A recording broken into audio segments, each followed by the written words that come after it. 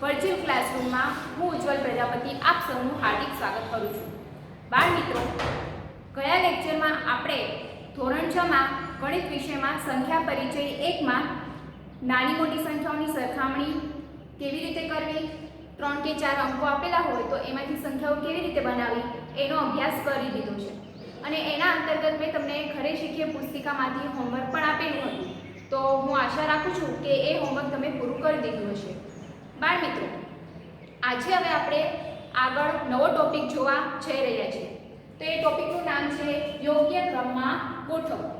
યોગ્ય ક્રમમાં ગોઠવવું એટલે શું કે સામાન્ય રીતે આપણે બે રીતે ક્રમમાં ગોઠવીએ છીએ. એક તો છે ચડતો ક્રમ અને બીજું છે ઉતરતો ક્રમ.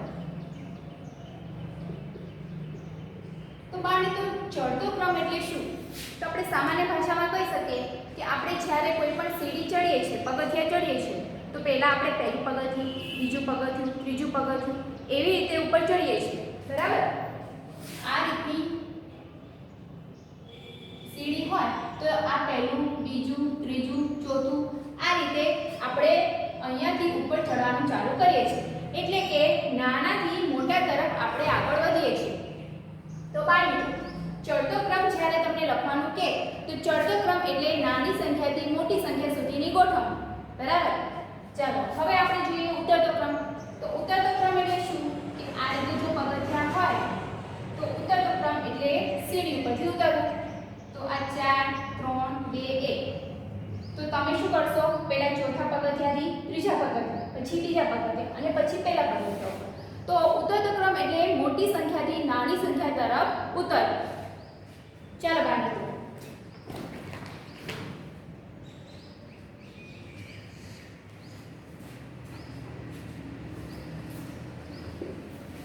હવે તમે તમારા પાઠ્યપુસ્તકમાં જોઈ શકો છો કે તમને 4 વિદ્યાર્થીઓના નામ આપેલા છે: રામહરી, ડોળી, મોહન અને શશી.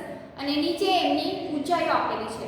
એમની ઊંચાઈઓ 160 સેમી, ડોલીની ઊંચાઈ 154 સેમી, મોહનની ઊંચાઈ 158 સેમી અને શશીની ઊંચાઈ 159 સેમી છે.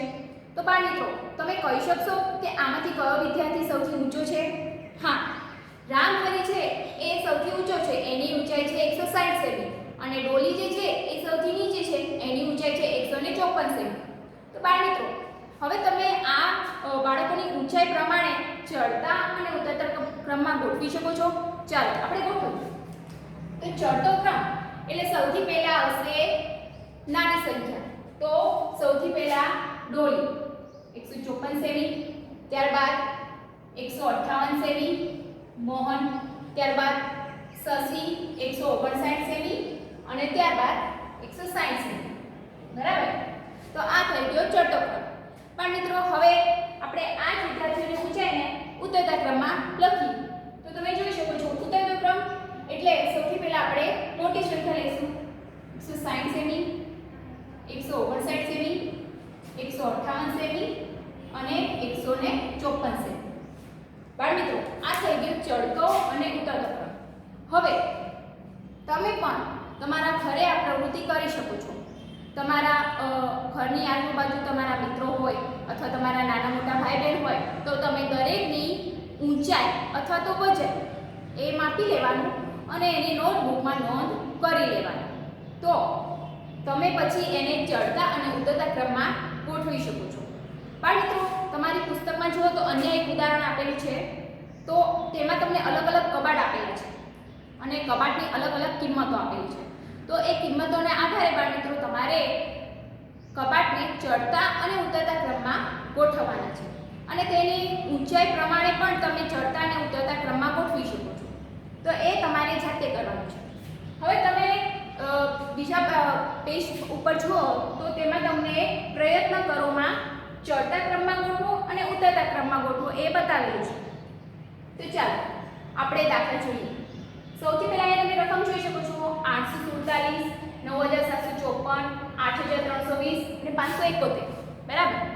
તો બાળ મિત્રો, અહીંયા તમે જોઈ શકો છો કે આપણે ચડતા ક્રમમાં ગોઠવવું હોય તો સૌથી પહેલા આપણે નાની રકમ લેવી પડે. તો આપણે અહીંયા જોઈ લઈએ કે દરેક સંખ્યા કેટલા આંકની છે. તો તમે અહીંયા જોઈ શકો છો કે 847 એટલે કે 3 અંકની સંખ્યા છે, આ 4 અંકની, આ પણ 4 અંકની અને આ 3 અંકની સંખ્યા છે. તો બાળમિત્રો આપણી પાસે આ બે સંખ્યા જે છે એ 3 અંકની છે. તો આમાંથી પણ આપણે પાછું શોધવું પડશે કે આ બે સંખ્યામાંથી કઈ સંખ્યા નાની છે અને કઈ સંખ્યા મોટી છે. ચાલો, તો અહીંયા 847 છે, એમાં આપણે 16 અંક જુઓ તો અહીંયા 8 છે ને 571 માં 5 છે. તો બાળમિત્રો તમે કહી શકશો કે 8 અને 5 માંથી કઈ સંખ્યા નાની છે? હા, 571. તો એ સંખ્યા નાની થઈ. ત્યારબાદ આવશે 847. ત્યારબાદ હવે તમે જુઓ તો 4 અંકની આપણી પાસે બે સંખ્યા છે. તો હવે આપણે આ બે સંખ્યામાંથી પણ સૌથી પહેલો અંક જોવો પડશે. તો અહીંયા જુઓ તો અહીંયા 9 છે અને અહીંયા 8 છે. તમે જાણો છો કે 8 એ નાના છે, તો 8320 એ નાની સંખ્યા છે અને 9754 એ મોટી સંખ્યા છે. ચાલો બાળકો, હવે અન્ય ઉદાહરણ જે છે ચડતા ક્રમમાં એ તમારે જાતે કરવાનું છે. હવે આપણે બીજું જોઈ લઈએ, ઉતરતા ક્રમમાં ગોઠવો.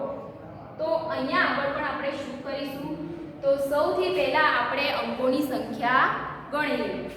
આ 5000 એટલે 4 અંકની સંખ્યા છે, 7500 પણ 4 અંકની, 85400 એટલે 5 અંકની સંખ્યા છે અને 7861 એ 4 અંકની સંખ્યા છે. તો તમે અહીંયા જોઈ શકો છો કે 85400 જે છે એ 5 અંકની સંખ્યા છે. તો એ સૌથી મોટી સંખ્યા આપણે પહેલા લખી દઈએ. ત્યારબાદ એનાથી નાની સંખ્યા શોધવાની છે. તો 5000, 7500 અને 7861 એ બધી 4 અંકની સંખ્યા છે.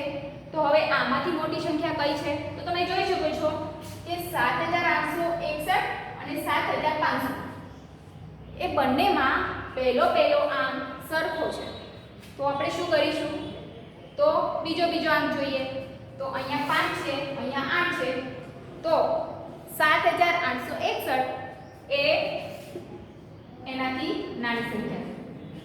એનાથી નાની સંખ્યા 7500 અને છેલ્લે 5000. મિત્રો, તો આ થઈ ગયો આપણે ઉતરતો ક્રમ. હવે અન્ય ઉદાહરણ તમારા પાઠ્યપુસ્તકમાં આપેલા છે, એ તમારે જાતે ગણવાના છે. ચાલો મિત્રો, હવે આપણે નેક્સ્ટ ટોપિક જોઈએ. એ છે અંકોની અદલાબદલી.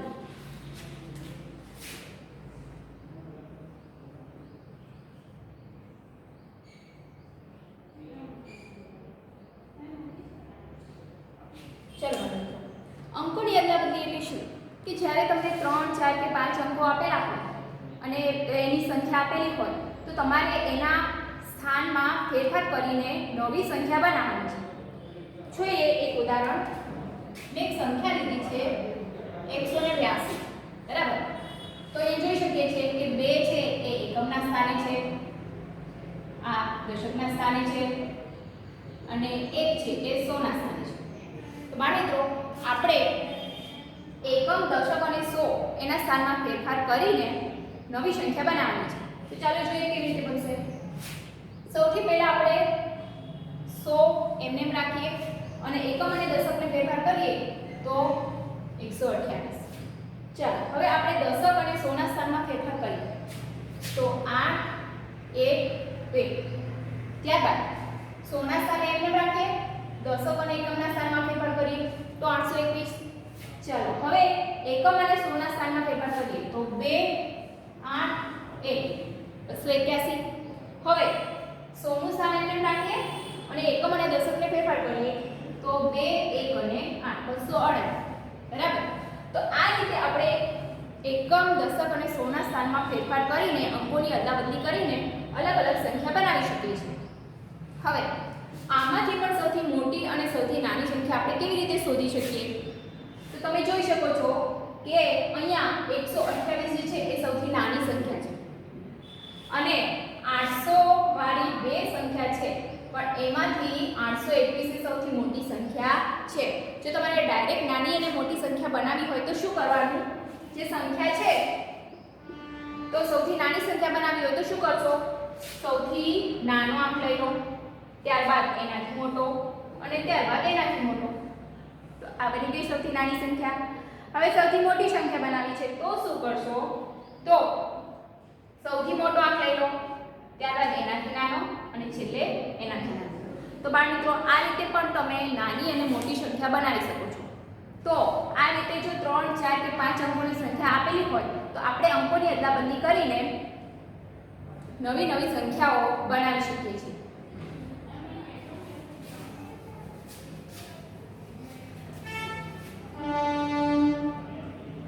પણ મિત્રો હવે આપણે આગળ જોઈએ 10,000 નો પરિચય.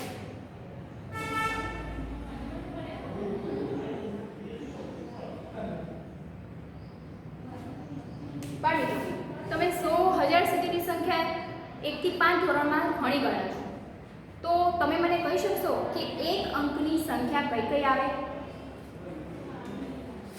તમે જરા વિચારો તો એક અંકની સંખ્યા તો કોઈ કહેશે 1, 2, 3, 4 એ બધી એક અંકની સંખ્યા છે, બરાબર? તો આપણે કહી શકીએ કે 1 થી 9 જે છે એ એક અંકની સંખ્યા છે.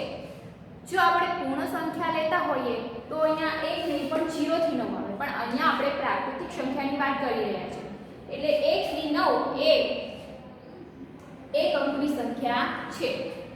તો આપણને ટોટલ 9 એક અંકની સંખ્યા મળે છે.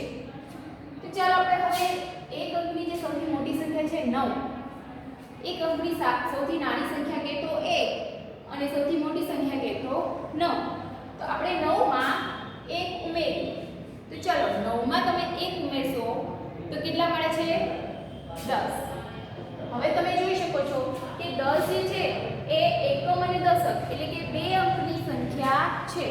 તો તમે એક અંકની સૌથી મોટી સંખ્યામાં 1 ઉમેરો તો તમને બે અંકની સૌથી નાની સંખ્યા મળે છે. પણ મિત્રો જો તમારી પાસે 1 રૂપિયાના સિક્કા હોય તો તમારે 10 રૂપિયા જોઈતા હોય તો તમારે કેટલા સિક્કાની જરૂર પડશે?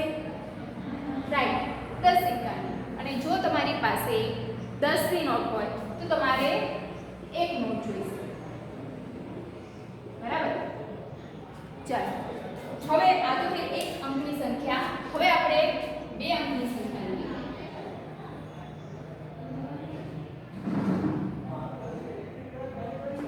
ચાલો બે અંકની સંખ્યા છે 10 થી ચાલુ થાય છે અને ક્યાં સુધી છે? તો 99 સુધી. બે અંકની સંખ્યા કહીએ તો 27, 45, 93 એ બધી બે અંકની સંખ્યા છે, બરાબર? તો બાળકો 10 થી 99 વચ્ચે આપણને ટોટલ 90 બે અંકની સંખ્યા મળે છે. હવે બે અંકની સંખ્યા જે છે 99 એમાં આપણે 1 ઉમેરી દઈએ તો કેટલા મળશે? 100. તમે જોઈ શકો છો કે બે અંકની જે સૌથી મોટી સંખ્યા છે એમાં 1 ઉમેરો તો 3 અંકની સૌથી નાની સંખ્યા મળે છે. તો તમારી પાસે જો 10 ની નોટો હોય અને તમારે 100 રૂપિયા જોઈતા હોય તો તમારે કેટલી નોટની જરૂર પડશે? તો 10 ની 10 એટલે કે 10 ગુણ્યા 10. ચાલો હવે 3 અંકની સંખ્યા લઈએ.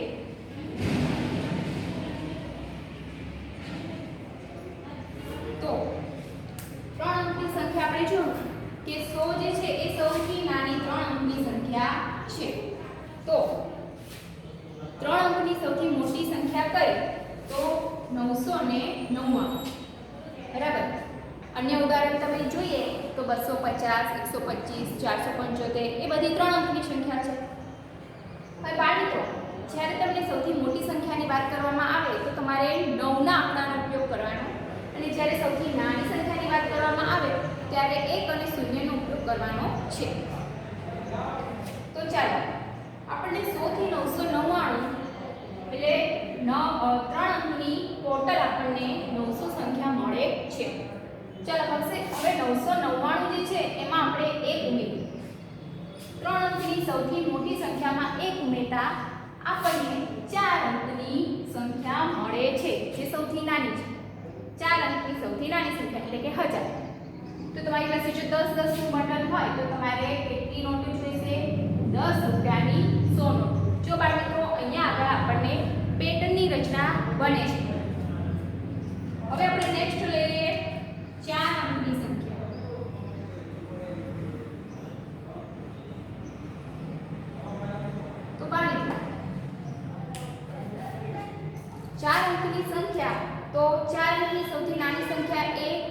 1000 છે.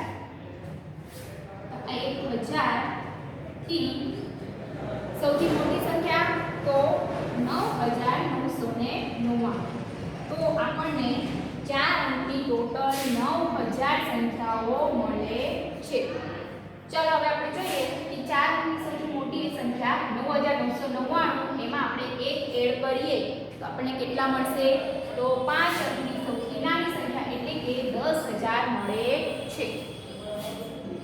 તો 10000 એ નામ ઉપરથી જ ખબર પડી જાય કે 10 વખત આપણે 1000 કરવા પડે. તો બાળ મિત્રો, આ થઈ ગયો આપણો 10000 નો પરિચય. હવે આપણે નેક્સ્ટ ટોપિક લઈએ, સ્થાન કિંમતનું પુનરાવર્તન. બાળ મિત્રો, તમે અગાઉના ધોરણમાં વિસ્તરણ ભણી ગયા છો, બરાબર?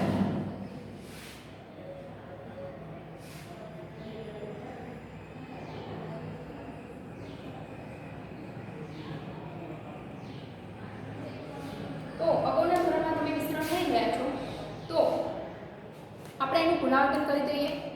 દાખલા તરીકે હું અહીંયા એક સંખ્યા લઉં છું 76, બરાબર? તો 76 એટલે શું કહીશું આપણે? 70 ને 76. તો હવે આનું આપણે જો વિસ્તરણ કરવું હોય તો શું કરીશું? 70 એટલે 7 ગુણ્યા 10 વત્તા 6 ગુણ્યા 1, બરાબર? એટલે આ કહેવાય એકમ અને આ કહેવાય દશક. એવી જ રીતે જો બાળ મિત્રો આપણે 3 અંકની સંખ્યા આપેલી હોય, દાખલા તરીકે 276, તો 200 + 70 + 6 એટલે 2 ગુણ્યા 100 + 7 ગુણ્યા 10 + 6 ગુણ્યા 1, બરાબર? તો આ થઈ ગયું વિસ્તરણ. પણ મિત્રો આવી જ રીતે જો હજારના સ્થાન સુધીની સંખ્યા આપેલી હોય તો પણ આપણે કરી શકીએ છીએ કે 5276 એટલે 5000 + 200 + 70 + 6. ચાલો, તો 5 ગુણ્યા 1000 વત્તા 2 ગુણ્યા 100 વત્તા 7 ગુણ્યા 10 વત્તા 6 ગુણ્યા 1. તો આ થઈ ગયું વિસ્તરણ. પણ મિત્રો આ રીતે આપણે જો આગળ 10000 લાખ સુધીની સંખ્યા હોય તો એનું પણ આ રીતે વિસ્તરણ કરી શકીએ છીએ. પણ મિત્રો હવે તમારી પાસે એક ઘરે શીખીએ નામની પુસ્તિકા છે. એમાં અગાઉ આપણે અમુક પ્રવૃત્તિઓ કરાવેલી હતી. હવે આગળ તમારે પ્રવૃત્તિ નંબર 12 પાના નંબર 18 16 ઉપર પ્રવૃત્તિ નંબર 12 13 14 અને 16 ત્યાં સુધી તમારે ઘરે શીખીએમાં હોમવર્ક પૂરું કરવાનું છે. તો આ તમારું આજનું હોમવર્ક છે. અહીંયા હું મારો લેસન પૂરું કરું છું. જય હિન્દ.